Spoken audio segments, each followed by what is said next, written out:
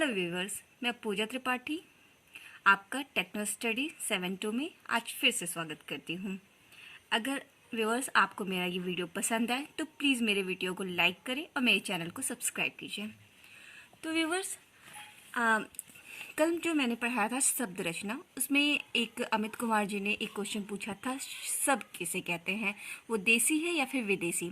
तो सबके बारे में मैं उन्हें ये बताना चाहूँगी कि सब जो है वो संस्कृत के शब्द सर्वस्व का आधा रूप है। जैसे कि हम संस्कृत के बहुत सारे शब्दों को अपनी हिंदी में लेकर के उसे शॉर्टकट में करके और उसे अपनी हिंदी में अपना लेते हैं, वैसे ही सर्वस्व का मतलब होता है सब कुछ, उसी तरह सबका मतलब होता है सब कुछ। उन्होंने इंग्लिश के शब्द को सबको कहा SUB जो होता है वो सबका मतलब होता है वो है उपसर्ग, और यहाँ का सबका मतलब है सब कुछ, वो संस्कृत का शब्द है।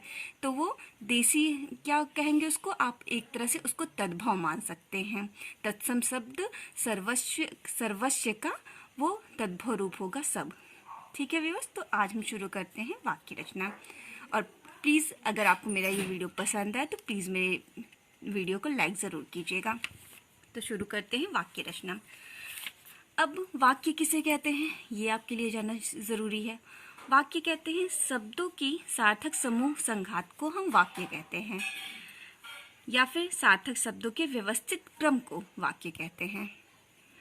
तो देख लेते हैं कि वाक्य के कितने भेद होते हैं। तो वाक्य के 3 प्रकार के भेद होते हैं। आप उन्हें अर्थ के आधार पर विभाजित कर सकते हैं, रचना के आधार पर विभाजित कर सकते हैं और प्रयोग के आधार पर विभाजित कर सकते हैं। अब मैं इन तीनों को एक्सप्लेन करूंगी। तो आप सबसे पहले देख लेते हैं कि अर्थ के आधार पर वाक्य कितने प्रकार के होते हैं। तो इसका देख लेते हैं। विधिवाचक वाक्य होता है, निषेधात्मक वाक्य होता है, प्रश्नवाचक वाक्य होता है, विस्मयादि बोधक वाक्य होता है, संभाव्यवाची वाक्य होता है, आज्ञासूचक वाक्य होता है, इच्छा सूचक वाक्य होता है तथा संकेतवाची वाक्य होता है। ये सभी चीज़ें आपके कॉम्पिटिटिव एग्जाम में पूछी जाती है, इसलिए मैं आपको ये बता रही हूँ और आज एक्सप्लेन भी कर देती हूँ। क्योंकि कभी कभी आता है कि विधिवाचक वाक्य क्या होता है, तो मतलब ऑप्शंस दे देते हैं और फिर क्लियर नहीं हो पाता कि ये विधिवाचक है, निषेधात्मक है, कैसा है। तो इसलिए मैं आपको ये क्लियर कर रही हूँ। तो सबसे पहले देख लेते हैं कि विधिवाचक वाक्य होता क्या है। तो मैं इस तरीके से बताऊंगी कि आपको बहुत ही अच्छे से क्लियर हो जाएगा और आपके एग्जाम में आएगा तो आप तुरंत आप देखते ही बता देंगे कि ये विधिवाचक वाक्य है। विधिवाचक वाक्य एकदम सिंपल सा है कि आप कोई भी चीज़ एक्सेप्ट कर लें तो वही है विधिवाचक वाक्य। मतलब आप एक्सेप्ट करते हैं, जिस कथन में स्वीकारात्मकता होती है, सीधे सीधे मतलब आप स्वीकार कर रहे हैं, वो है विधिवाचक वाक्य। जैसे बच्चे शोर मचा रहे हैं, ये क्लियर है कि बच्चे शोर मचा रहे हैं। कौन मचा रहे हैं? बच्चे मचा रहे हैं। क्या मचा रहे हैं? शोर। मतलब इसमें स्वीकार है कि बच्चे ही मचा रहे हैं, कोई और नहीं है, आपको कोई कंफ्यूजन नहीं है, एक्सेप्ट कर रहे हैं। तो ये है। वे फिल्म देखने जा रहे हैं, फिल्म देखने जा रहे हैं मतलब जा रहे हैं, इसमें एक्सेप्टेबल है, कोई ये नहीं कह रहा है कि वो नहीं जा रहे हैं। कौन जा रहा है? वे जा रहे हैं।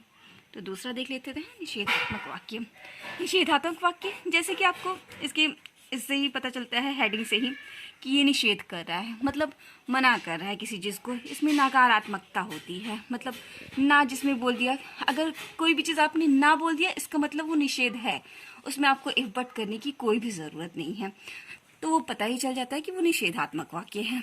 जैसे वह आज नहीं आएगा, मतलब वो नहीं आएगा, उसमें कुछ भी करना नहीं है, नहीं आएगा मतलब वो नहीं आएगा, तो ये निषेधात्मक वाक्य हो गया।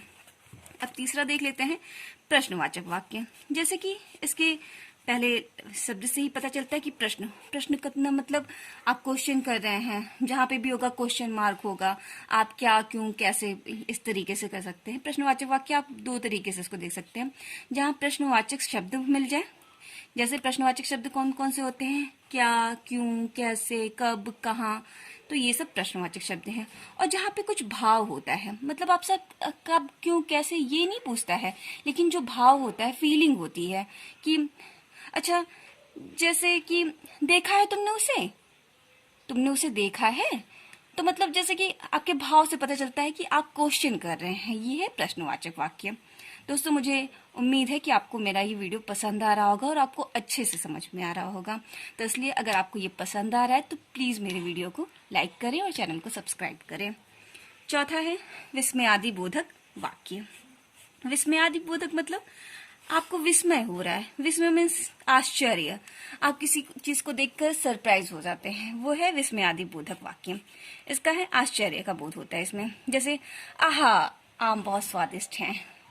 अरे तुम यहाँ आ गए, मतलब आपको आश्चर्य हो रहा है, आप सरप्राइज हो जा रहे हैं। आपके लिए जैसे कोई सरप्राइज गिफ्ट आ जाता है तो आप उसमें विस्मय करने लगते हैं, वो है विस्मयादिबोधक वाक्य। पांचवा है संभाव्यवाची वाक्य। मतलब इसमें जैसे कि इसके शब्द से ही पता चलता है कि इसमें संभावना की जा रही है, मतलब आपको कुछ पता नहीं है लेकिन आप मतलब गेस करते हो, वो है संभावना करना। गेस का मतलब संभावना करना, वो है संभाव्यवाची वाक्य। इसका मैं आपको एग्जाम्पल द्वारा बता देती हूँ। जैसे किसी कार्य की होने की संभावना हो, जैसे वह घर चला गया होगा इसलिए नहीं आया। मतलब अगर कोई, मान लीजिए आपके घर पे कोई आता है और 10 मिनट बाद आपको बाहर कहता है, बिना बताए चला जाता है, तो आप सोचते हैं कि अरे वो घर चला गया होगा, बस वही है संभावनात्मक वाक्य। आज्ञा सूचक वाक्य, जैसे कि इससे पता ही चल रहा है कि आज्ञा दे रहे हैं। जैसे कि घर के बड़े हमें आज्ञा देते हैं कि जाओ ये कर लाओ, तो इसमें आदेशात्मकता का भाव होता है।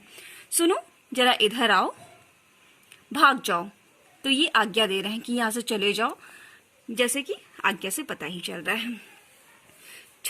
सातवां है इच्छावाचक वाक्य। इच्छा मतलब आपका मन जो कर रहा है, आपकी कोई चीज करने की इच्छा है, यहाँ जाने की इच्छा हो रही है, आपकी भावनाएं जो भी हैं वो इच्छावाचक वाक्य में आती हैं। तो इसमें भावना बता जाती है। भगवान करे आप सबका पेपर निकल जाए। जैसे कि मेरी इच्छा है कि आप लोग एग्जाम दे रहे हैं और इसके लिए तैयारी कर रहे हैं, तो आप सबका पेपर निकल जाए, तो इससे ये मेरी भी इच्छा है और आप लोगों की भी यही इच्छा होगी। बात है उसके बाद है संकेतवाची वाक्य। संकेतवाची वाक्य आपको इससे ही पता चल रहा होगा कि संकेत, किसी चीज को संकेत कर दे रहे हैं आप, मतलब किसी चीज को बस थोड़ा सा आपने संकेत कर दिया, सामने वाले को पता चल गया। यहाँ पर एक कथन का दूसरे कथन पे जहां पर निर्भर हो, वहां संकेतवाची। मतलब दो कथन हैं और एक दूसरे पर अगर वो निर्भर है तो वो संकेतवाची वाक्य है। जैसे कि यदि आपने मुझे निमंत्रण दिया होता तो मैं अवश्य आता।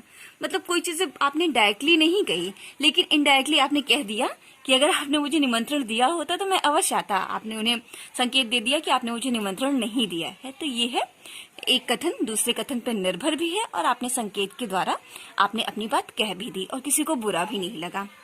अब देख लेते हैं कि दूसरे प्रकार से वाक्य कैसे होते हैं। तो अब देखते हैं हम लोग कि रचना के आधार पर वाक्य कितने प्रकार के होते हैं। तो रचना के आधार पर ये सारे क्वेश्चन भी आपके एग्जाम में आते हैं कि सरल वाक्य कौन सा है, संयुक्त वाक्य कौन सा है, मिश्रित वाक्य कौन सा है। तो ये सभी जो है वो रचना के आधार पर है। तो रचना के आधार पर वाक्य होते हैं सरल वाक्य, संयुक्त वाक्य और मिश्रित वाक्य, 3 प्रकार से होते हैं। तो व्यूअर्स, आज का पेपर मैं यहीं तक रखती हूँ और आधी चीजें मैं आपको कल पढ़ाऊंगी, नहीं तो आप लोग कंफ्यूज हो जाओगे। और मैं आपको एक चीज और बता देना चाहती हूँ कि ये जो मेरा वीडियो है ये आपके TET, UP TET, C TET, जितने भी वनडे एग्जाम होते हैं या फिर और यूपी ट्रिपल एससी के एग्जाम, जितने भी एग्जाम हैं सबके लिए ये आपको काम करेगा। और मैं इतना कह सकती हूँ दावे के साथ, अगर आपने ये सब पढ़ लिया तो आपको इससे बाहर हिंदी में कुछ भी नहीं मिलेगा, आपका इतने में पूरा काम हो जाएगा। तो आप मेरा वीडियो देखते रहिए और मेरे चैनल को लाइक कीजिए और चैनल को सब्सक्राइब कीजिए। और अगर आपका कोई भी डाउट हो तो प्लीज कमेंट में मुझे कर दीजिएगा और मैं दूसरे दिन उसका आपको आंसर जरूर कर दूंगी। तो थैंक यू व्यूअर्स, आप मेरा इसी तरह वीडियो देखते रहिए और मेरे चैनल को सब्सक्राइब करते रहिए। Thank you.